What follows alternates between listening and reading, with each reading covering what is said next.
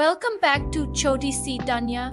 Before we dive into today's adventure, make sure you like this video, share it with your friends, and subscribe so you never miss an episode. Now let's see what happens next. Rumi flew ahead, pushing aside glowing leaves. Stay close, she urged. The forest likes to confuse new visitors. Ayaan looked around, completely amazed. I've never seen trees like these. They're glowing.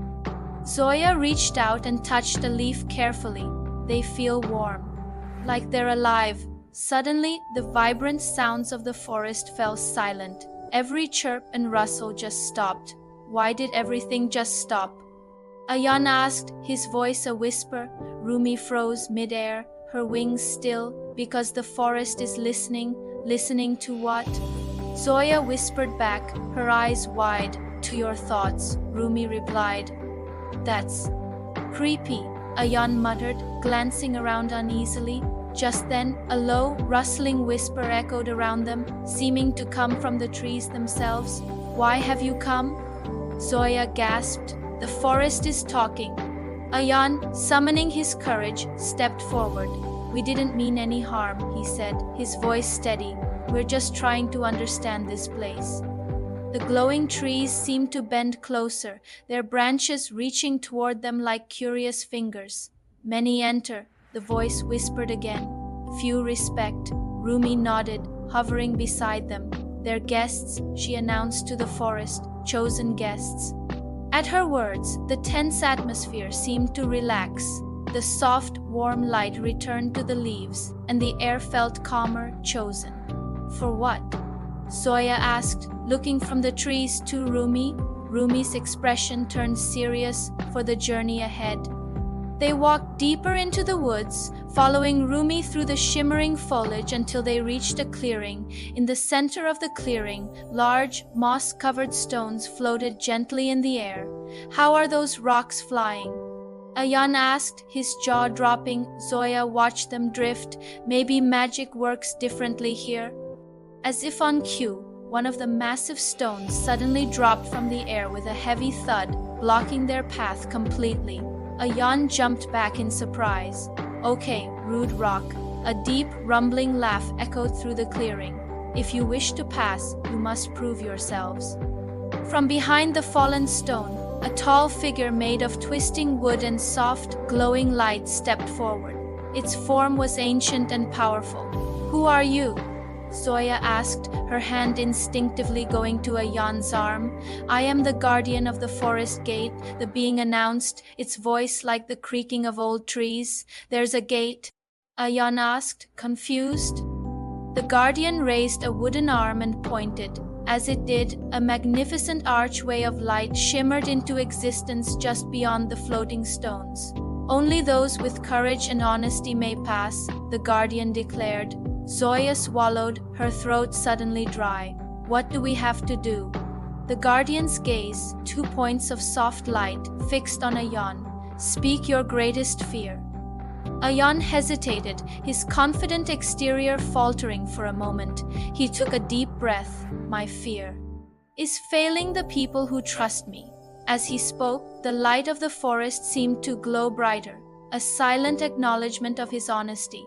The guardian then turned its gaze to Zoya. And you? Zoya took a breath, her heart pounding. I fear being brave. And still losing everything? The moment she finished speaking, the floating stones began to drift slowly aside, clearing the path to the gate. You may pass, the guardian said. As they walked past, Ayaan whispered to Rumi. That was intense. Rumi gave a small, knowing smile. Choti Si Dunya doesn't test strength, it tests hearts. They passed through the glowing archway and found themselves on the bank of a crystal-clear river. The water flowed silently, its surface like polished glass. It's beautiful, Zoya breathed. This is the river of truth, Rumi explained, her voice low. It shows what you hide, even from yourself. Ayaan leaned closer, peering into the water. Instead of his own face, he saw a reflection of himself filled with doubt and uncertainty. He recoiled. "I don't like this river." Zoya looked in and saw her own reflection, standing completely alone in a vast, empty space. "Me neither," she whispered. Suddenly, a dark, cold mist began to rise from the surface of the river, swirling around their feet. "We need to move now," Rumi shouted, her relaxed demeanor gone. On the opposite bank, a shadowy figure materialized from the mist. It was thin and quick, its eyes glowing with a faint, malevolent light. "The Shadow King sends his regards," the figure hissed, its voice like scraping stone. Ayaan clenched his fists. "Tell him we didn't come here to fight." The Shadow Scout let out a chilling laugh. "You came whether you wanted to or not. This world chose you." The mist thickened, growing colder and wrapping around them like a shroud. "Run!"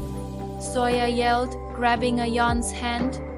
They turned and ran, the sound of the river roaring behind them like an angry beast. Rumi flew ahead and, with a flick of her wings, opened a glowing, circular path in the air. "Jump!" she commanded. Without hesitation, they leaped through the portal just as the dark mist snapped at their heels. They tumbled out onto soft grass, landing near a small, peaceful village filled with glowing lanterns.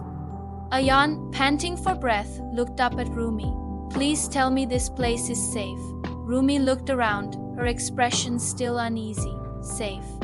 For now, Zoya looked back in the direction they had come, toward the dark forest. "He knows we're here." Rumi nodded grimly, and this was only the beginning. Just then, a clear, gentle bell rang in the distance, echoing through the quiet village. "What's that?" Ayaan asked. "That's the call of the village," Rumi explained. "They know new heroes have arrived." A look of determination hardened Zoya's face. "Then let's not disappoint them." Ayaan nodded, standing up and brushing himself off. "Yeah, let's see this through." The village lights seemed to grow brighter and more welcoming as they walked forward, unaware that from the shadows of the forest canopy above, a pair of dark eyes was watching their every move. Thanks for watching this episode of Choti Si Dunya. If you enjoyed the adventure, please give this video a thumbs up, share it with someone you think would love it, and don't forget to subscribe and hit the bell so you're ready for the next part of the journey. We'll see you next time.